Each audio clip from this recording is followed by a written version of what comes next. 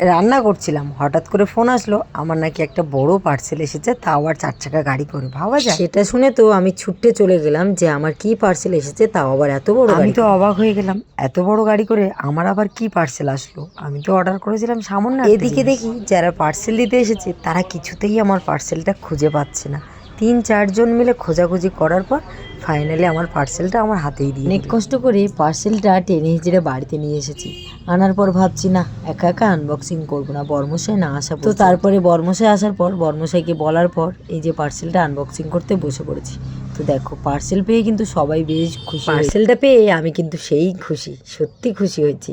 তারপরে তাড়াহুড়ো করে পার্সেলটা খুলে দেখি, ও মা, আমি যা আশা করেছিলাম তার থেকেও ভালো কিছু এসেছে। তো যাই হোক, তোমরাও দেখতে থাকো আর অবশ্যই কমেন্টে জানিও এটা কি। খুলে দেখছি আমি যে মিনি ছোট ওয়ারড্রপটা অর্ডার করেছিলাম সেটাই এসেছে, তাও আর পাট পাট করে খোলা আছে। এটাকে নাকি আবার পুরো সেট করতে হবে। বর্মশাইকে বললাম, কি গো, পারবে তো? বর্মশাই বলছে, না না বাবা, আমি ওসব পারি না, তোমার পার্সেল তুমি সেট করো। আমি বললাম, দেখো তুমি পারো না কিন্তু আমাকে হেল্প তো করতে পারবে। বললো হ্যাঁ, সেটা আমি। তারপরে আর কি সব কিছু খুলে জলাবেলি করতে শুরু করলাম। সব কিছু খুলে একদম এলোমেলো করে ফেলেছি। তারপর বর্মশাইকে বলছি, এবার সেট করো। বর্মশাই বলছে, তুমিই করো। তারপরে কি ভুলটা করেছি জানো? সেই পুরোটা যেটা সেট করার কথা ছিল সেটা পুরো উল্টো করে সেট করেছিলাম।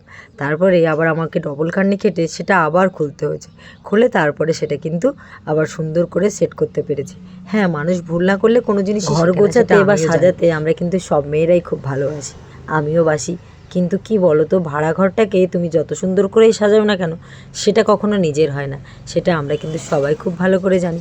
তবে আমরা যে জায়গাটা থাকি সেটা আমরা সবসময় মেয়েরা চেষ্টা করি সুন্দর করে সাজিয়ে গুছিয়ে পরিষ্কার পরিচ্ছন্ন পরিপাটি করে রাখার। আমিও চেষ্টা করি। আমি যেহেতু অনেকটা দূরে থাকি, আমার জিনিসপত্র কিনলে জিনিসপত্রের প্রতি বেশি একটু মায়া থাকে।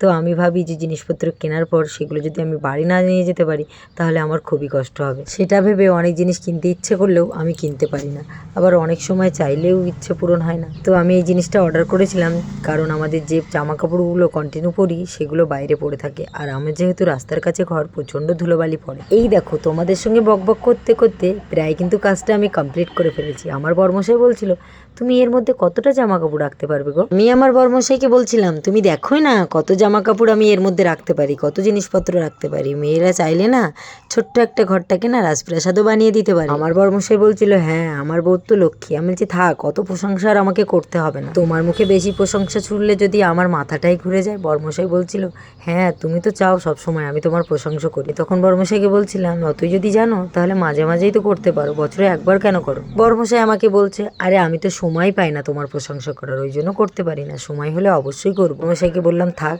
এবার দেখো কেমন হয়েছে। বর্মশাই বললো, খুব সুন্দর হয়েছে। তো থ্যাংক ইউ সবাই।